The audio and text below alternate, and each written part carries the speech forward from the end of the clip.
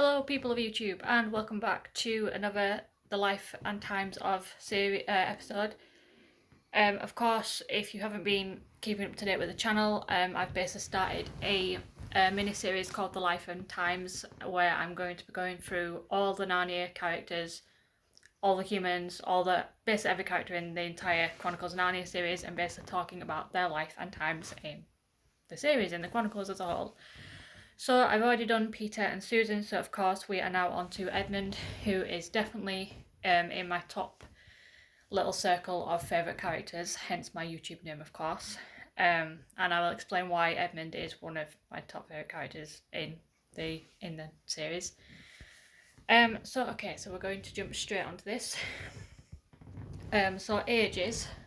So in The Lion, the Witch and the Wardrobe, he is 10 years old in the main story, and he's 25 at the end when they are going through the forest and chasing the white stag. Now, before I continue, of course, spoiler warning: if you haven't read the books or seen the films or anything like that, there will be major spoilers. So, of course, if you haven't read the Narnia series or you plan to, I advise you probably don't watch the videos. These types of videos, because you will be spoiled, and there is some major spoilers that obviously occur that I will be talking about. So in Prince Caspian, Edmund is 11. In Voyage of the Dawn Treader, he is 12. In The Horse and His Boy, he is 24. In The Last Battle, he is 19. And of course, the other two, which is Magician's Nephew and Silverchair, Edmund doesn't appear in. Of course, Magician's Nephew, none of the Pevensies are even born at this point. And Silverchair, of course, Edmund isn't one of the main characters in that story, so he doesn't appear.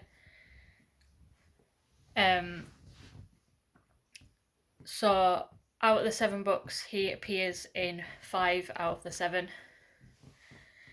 So titles, he is known as King Edmund the Just, that's his main title. He is also Duke of the Lantern Waste, Count of the Western March, and Knight of the Noble Order of the Table. Weapons. Now, Edmund only uses a basic sword, like a basic Narnian sword and shield, and the reason why he doesn't have his own unique weapon like Peter does was because in The Lion, the Witch and the Wardrobe, when Peter, Susan, Lucy and the Beavers receive their gifts from Father Christmas, Edmund is not with them, which I will talk about, where he is, of course, in this video. So Edmund doesn't receive a gift from Father Christmas. Well, it's never disclosed if he does actually ever receive his gift. So basically, his weapon is just a basic Narnian sword and shield, the same that all the other Narnians use.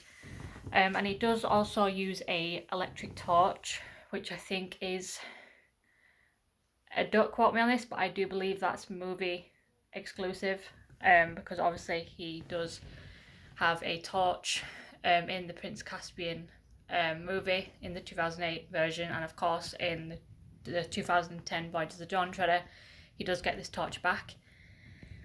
I do believe actually he does have the torch in the books, but I think they use it a little bit more in the movies. So, of course, family, obviously Peter is his older brother, Susan is his older sister, Lucy is his younger sister, Eustace, of course, is his cousin, and then there's Helen and Mr. Pevensie, which obviously is his mother and father, and then we have Alberta and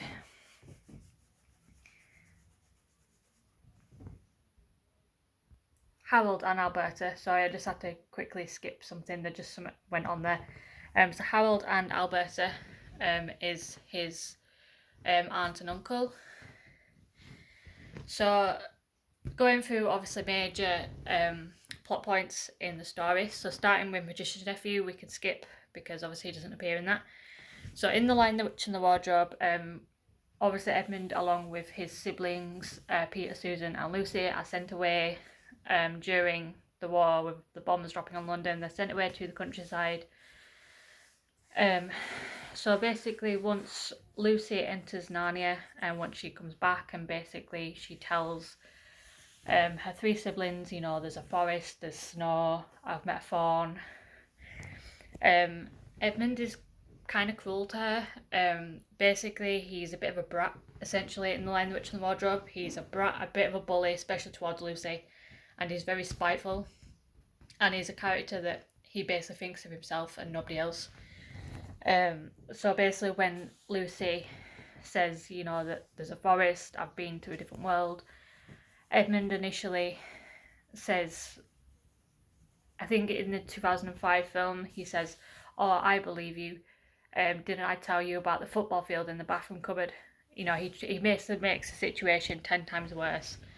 So obviously, Edmund just thinks, you know, she's being ridiculous, she's being stupid. Of course, Edmund does get to Narnia himself. And he actually gets to Narnia before Peter and Susan do.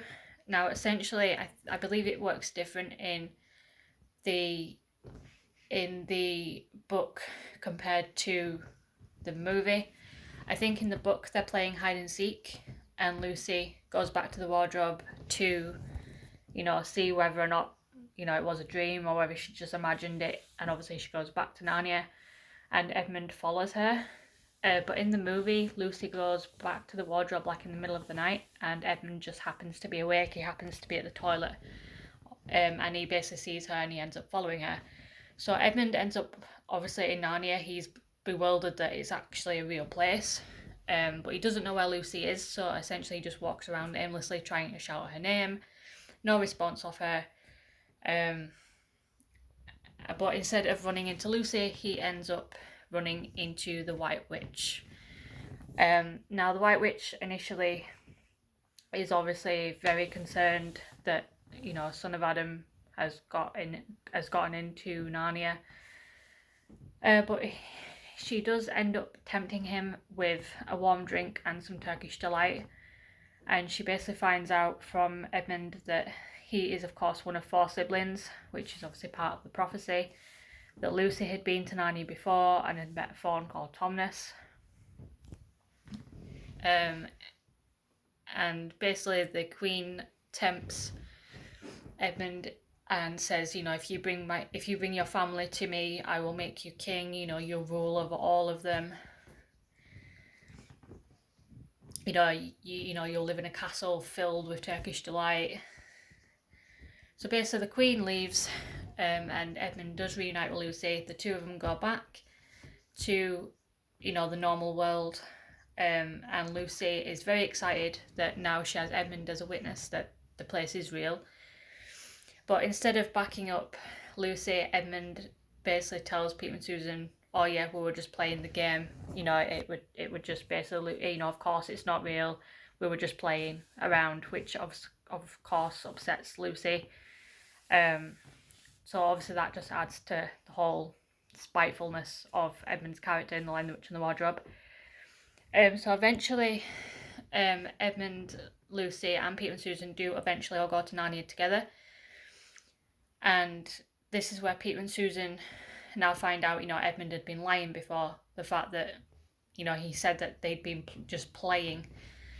But of course, when they visit Narnia, when they all get to Narnia, they do find out, you know, he'd lied basically, and he'd lied in front of Lucy just to be a brat to her, basically.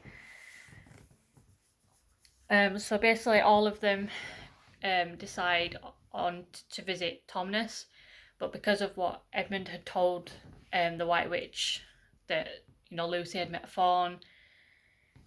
Basically, at this point, basically they get to Tomness's house and they find his entire house has been trashed. And they find a note from Morgrim, the wolf, basically saying that Tomness had been arrested for fraternising with humans. So Edmund had unwillingly kind of ratted Tomness in. You know, if it weren't for Edmund, you know, the White Witch possibly could have never found out that Tomness had been friends with Lucy. So basically, shortly after they meet Mr. Beaver, they go down to the Beaver's house. They have some food, and this is where, you know, the Beavers start to explain the whole prophecy and, you know, Aslan's return. So at some point during this conversation, Edmund does sneak out without anyone noticing, and he does end up going to the witch's castle alone. So when he arrives at the witch's castle, he basically sees the castle is just full of stone statues, which initially he thinks are just statues, that's all they are. But he does run into Morgrim, and of course Edmund does later see the Queen again, and the Queen is very angry that, you know, Edmund's come to the castle by himself, even though Edmund tells the White Witch, you know, that my family are in Narnia, they're not far from here, they're with the beavers. So knowing this information, of course, the witch sends Morgrim and the wolves down to the beavers' home. But rather than treating Edmund, you know, really nice and kind like she did before, she ends up basically throwing him in a prison cell and giving him, like, you know, a piece of mouldy bread to eat, and she ends up basically, like, just treating him like dirt, essentially. So obviously here, Edmund kind of sees her actual true intentions, that, you know, really the Queen was never going to make him a king. So basically the whole story where, you know, Peter, Susan, Lucy and the beavers, they do avoid Morgrim and the wolves. They receive all the gifts from Father Christmas. Of course, Edmund does miss out on this because he is with the witch at this point. So when the others reach Aslan and they basically tell Aslan, you know, this is what happened to Edmund.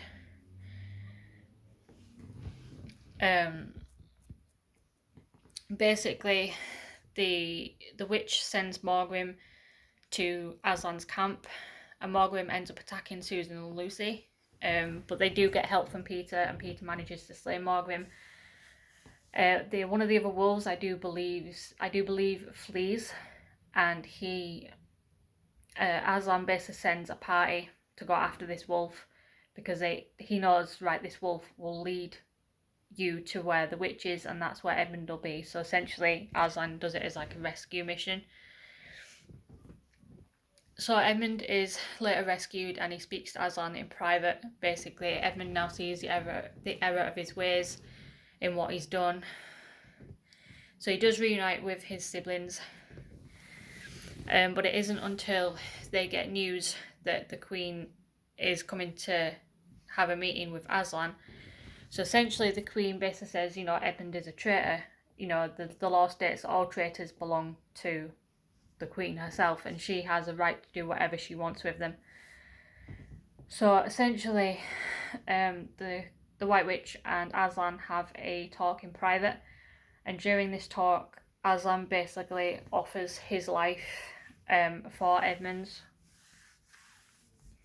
which obviously the Queen agrees because Aslan is the bigger threat. But the Queen basically believes that once Aslan's dead, what's to stop her from killing the others too? So in either way, in the Queen's head, she wins. So basically, I believe the next day, Edmund and Peter wake up. Susan and Lucy are not in the camp. They see that Aslan's missing. They do get word from the tree spirits that Aslan is dead and that Susan and Lucy are with his body. But now Peter and Edmund know that basically they have to lead the army to fight the Queen and her forces. So of course, Aslan of course returns in the very end, and the battle is ultimately won. And just like his brother and his sisters, Edmund is crowned King Edmund the Just at the end. And at the end of the Lion, the Witch and the Wardrobe, of course, they're chasing through the White Stag, and they all unintentionally end up going back to their own world. So moving on to Prince Caspian. Now, Edmund is shown to have matured basically between Lion, the Witch and the Wardrobe and Prince Caspian. He's shown to have matured. He's very protective of Lucy. That's why I love their brother and sister bond in the series. In Prince Caspian, he does act as a voice of reason for Peter, because Peter is one that he can sometimes get a little bit too carried away with certain things. When they do return in Prince Caspian, Edmund is the one that convinces Trumpkin that they are the kings and queens of old, and he does this by having a sword duel with Trumpkin, which of course he wins. Just moving my notes. Edmund later helps Peter and Trumpkin defend Caspian from Nickabrick and the Hag and the Werewolf, and he ultimately stops the resurrection of the White Witch.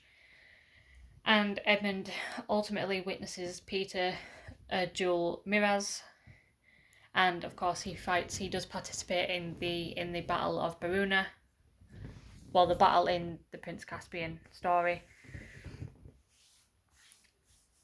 And of course, at the very end of Prince Caspian, Edmund and Lucy learn that they will return to Narnia again, but Peter and Susan will not. So Horse and His Boy, which obviously takes place during the Pevensie's reign. So Edmund and Susan visit Calamine, where Rabadash basically wants to marry Susan, but they end up finding out that he's cruel, he's spiteful, he's not a nice person, basically.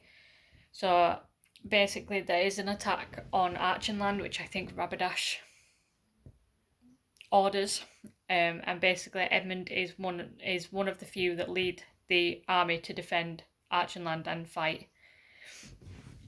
So in the Voyage of the Dawn Treader, of course, Edmund and Lucy are staying with their cousin Eustace, whilst Peter is with Professor Kirk studying for exams, and Susan, along with the Pevensie's parents, are over in America.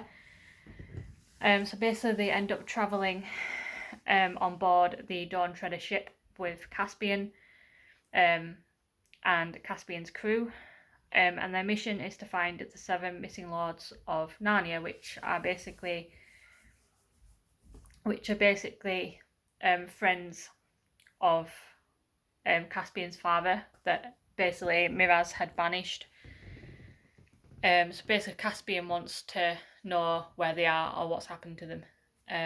So obviously Edmund and Lucy and Eustace do accompany Caspian on this journey, and ultimately, they hope as well to maybe see Aslan's country or the end of the world.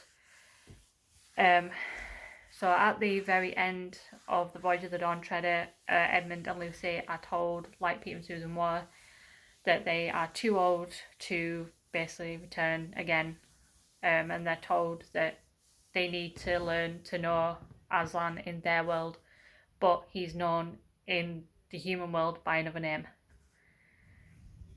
which is again one of the many Christine themes in the Chronicles of Narnia series. So Silverchair we can skip because Edmund doesn't appear in this. So in the last battle, Peter and Edmund go to find the magic rings that basically Diggory and Polly used in The Magician's Nephew. But on the way, they all end up on a train. There's Peter, Edmund, Lucy, Eustace, Jill, Diggory, Polly, the Pevensie's parents. They're all on this train, and basically there's a huge train crash, and it kills everybody on board, including everybody, basically. So basically at the end of the series, Edmund is one of many that join the others in Narnia forever, in the new Narnia that Aslan creates, which is heaven. So this is, of course, that is basically Edmund's story. Now Edmund's character does differ, kind of like Susan, he does kind of differ in the movies. Lion, the Witch and the Wardrobe, they pretty much got him spot on. And they pretty much got him spot on in Prince Caspian. I didn't agree with Edmund's character in The Voyage of the Dawn Treader, though, because he did seem to be going back to how he was in Lion, Witch and Wardrobe, which isn't what his character is like in the book. By Voyage of the Dawn Treader, Edmund's he's very much matured. He wouldn't go back to being the bright, selfish boy that he was back in Lion, the Witch and the Wardrobe. He learned from his mistakes, and he wouldn't go back to how he was, basically. But in the Voyage of the Dawn Treader film, of course, they added in the whole that Edmund was jealous of Caspian because Caspian ultimately had the main saying on the ship, which of course added to their little kind of fight on in Goldwater. And of course, Edmund being tempted by the witch. Why would he be tempted? You know, in Prince Caspian, in the movie, we see him break the ice, and he's the one that ultimately stops the White Witch coming back because he's seen it before. He's not going to get tempted by that again. But in Voyage of the Dawn Treader, it seems that he's going back to being tempted by her. Like, why would he be tempted by her? You know, it was a bit of a silly story arc, really. You know, compared to the book, when it's like Edmund would not go back to the White Witch. You know, he wouldn't do that, but in the movie, he was tempted to in the Voyage of the Dawn Treader film. So it was a little bit silly how they did it. And of course, you know, in the movie, The Voyage of the Dawn Treader, rather than them just searching for the Seven Lords and hopefully getting to the end of the world, it became a story about, you know, saving Narnia from the green evil mist that was devouring and eating people. So that kind of took the power away from it too. And there's something about Skandar's performance. Like, don't get me wrong, I absolutely love Skandar Keynes as Edmund, but in The Voyage of the Dawn Treader, he wasn't good, honestly. You know, I still think he's definitely my favourite actor to portray Edmund thus far in all the adaptations, but he was one of the actors that were, how shall I put it? He wasn't that good in Voyage of the Dawn Treader, honestly. But obviously that's something that we can discuss in the comments. So, what do you guys think of this episode? What do you think of Edmund's story? You know, is he your favourite character? Comment below. We will have a discussion down there as always. So thank you for watching, and I will see you in the next Narnia Life episode. See you later, guys.